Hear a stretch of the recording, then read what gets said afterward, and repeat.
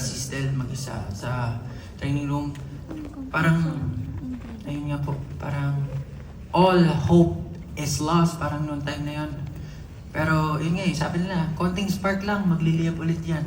And pagbalik ko sa studio, wala naman akong balak talaga bumalik. Pero nung tinanong ko ni Stel, babalik ka na ba? Sabi ko sa sarili ko, balik na tayo. Tapos yun, pumalik si Josh, tapos tatlo kami for a while. Dumating si Justin, na-scout siya, tapos nag-training siya sa amin. Tapos si Ken, pinadala ni Josh sa Manila.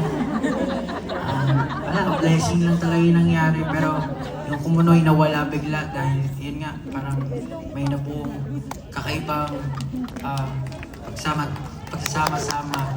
And ngayon, sobrang laki na ng family natin. So, I'm just glad and talagang I always celebrate yung moment.